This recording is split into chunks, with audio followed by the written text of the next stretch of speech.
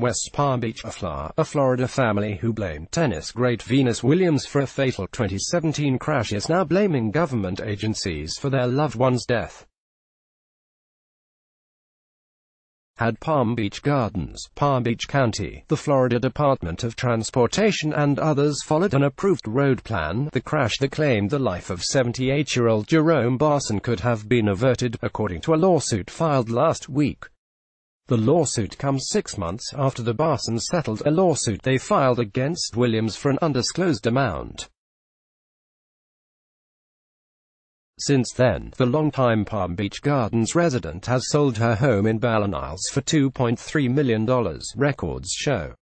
In their latest legal salvo, the Barsons are taking aim at various hazards at the intersection of Northlake Boulevard and Steeplechase Drive, where the crash occurred. Had traffic lights been timed correctly, had the road been marked properly and had signs been in place, Williams' SUV wouldn't have collided with a car driven by Barson's wife, Linda, according to their lawsuit filed in Palm Beach County Circuit Court. Article continues below. Jerome Barson never recovered from his injuries and died 2 weeks later on his wife's birthday. The various government agencies, along with Steeplechase officials, didn't implement plans that had been devised to keep motorists safe, wrote attorney Neil Anthony, who is representing the Barsons. Instead, Williams, who he identified as Steeplechase guest, got stuck in the middle of the intersection as she tried to cross the busy road to return to her home in Balliniles, which she once shared with her equally famous tennis champion sister, Serena.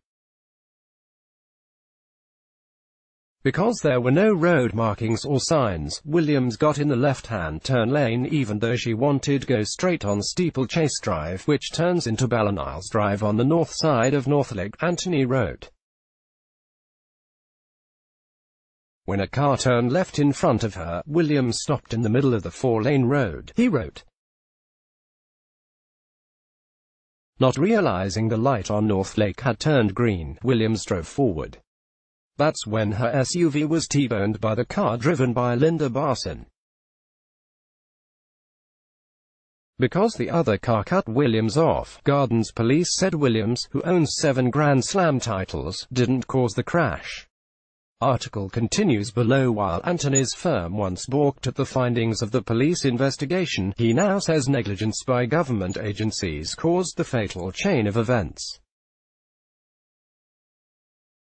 Officials from the various agencies declined to address the allegations, saying it is the policy not to comment on pending litigation. Anthony didn't respond to an email for comment about why he waited so long to file the suit. By law, government agencies have to be given 6 months' notice before a lawsuit can be filed. There is also a $200,000 limit on how much each of the government agencies could be forced to pay for wrongdoing.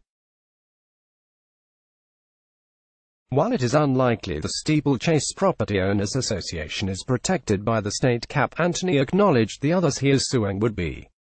That means that if a future jury orders any of the agencies to pay the Barsons more than $200,000, they would have to ask the Florida legislature to pass a special bill lifting the cap. Let's block ads. Why?